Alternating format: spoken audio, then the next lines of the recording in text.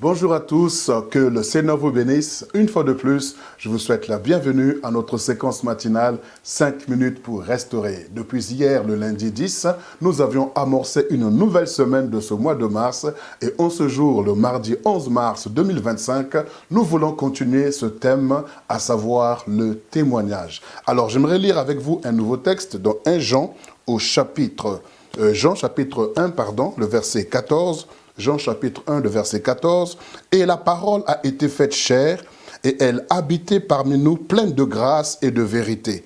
Nous avons contemplé sa gloire, une gloire comme la gloire du Fils unique venu du Père. » Jean chapitre 1, le verset 14, « Et nous avons contemplé sa gloire ». Ça signifie que « et nous avons vu sa gloire ». En d'autres termes, « et nous sommes témoins de la gloire ». Parce que nous avions dit hier dans la définition du mot témoignage, témoignage signifie proclamation ou déclaration à haute voix de ce que nous avons vu, de ce que nous avons entendu ou de ce que nous avons subi ou vécu. Et donc l'apôtre Jean également dans sa première épître, donc chapitre 1, du verset 1 au verset 3, il dit encore ce que nos oreilles ont entendu, ce que nos yeux ont vu, ce que nos mains ont touché, c'est ce que nous vous annonçons, c'est ce que nous témoignons. Oui, l'apôtre Jean ici est en train de dire qu'il est témoin oculaire de ce que le Seigneur a accompli sur cette terre. Alors, le témoin est celui qui confirme,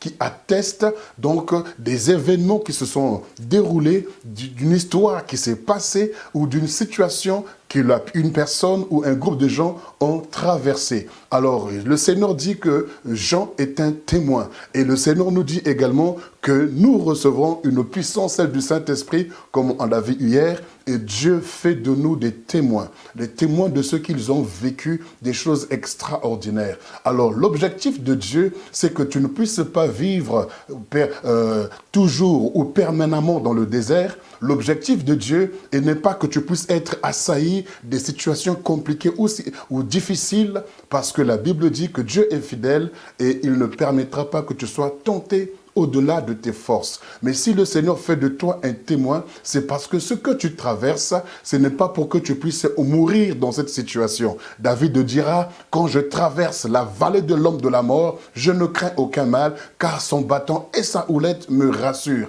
Oui, quand tu traverses une situation, l'objectif de Dieu est de démontrer sa puissance, sa grandeur et sa majesté pour que tu deviennes un témoin. Pour que tu voies la puissance de Dieu, il faut que tu passes par le désert. Il faut que tu passes par la mer rouge, il faut que tu passes par la fournaise ardente, il faut que tu passes par la fosse au lion, il faut que tu passes par la croix, il faut que tu passes par des situations que les hommes peuvent déclarer impossible. Et si Jean dit que nous avons contemplé sa gloire, parce que Jean, ayant marché avec le Seigneur, il a vu la gloire de Dieu au travers de son Fils, au travers de Jésus-Christ de Nazareth. Et il dit, nous sommes des témoins oculaires, nous sommes des témoins auditifs, et nous avons palpé de nos mains ce que nous vous annonçons. Alors, il faudrait que toi aussi, qui veux annoncer l'évangile, qui veux chanter, qui veux servir le Seigneur, que tu puisses avoir un parcours. Non pas que tu vas toi-même écrire ou tracer, mais c'est le Seigneur qui trace ton parcours et il te conduit dans toute la vérité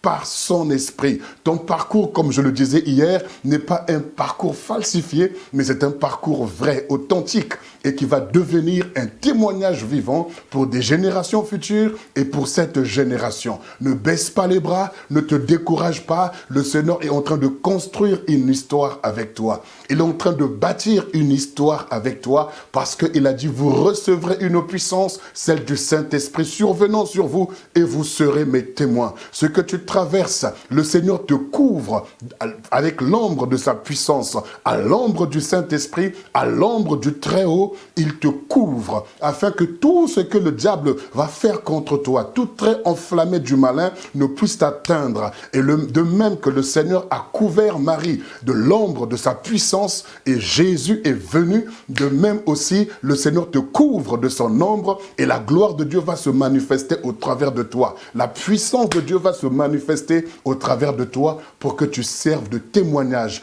pour cette génération et pour les générations futures. Je t'encourage à persévérer sur ton parcours, sur le trajet que Dieu a tracé pour toi et que la paix de Dieu qui surpasse toute intelligence garde ton cœur et tes pensées en Jésus. Rendez-vous jeudi 13 mars à 21 h pour notre live. Demeurez bénis.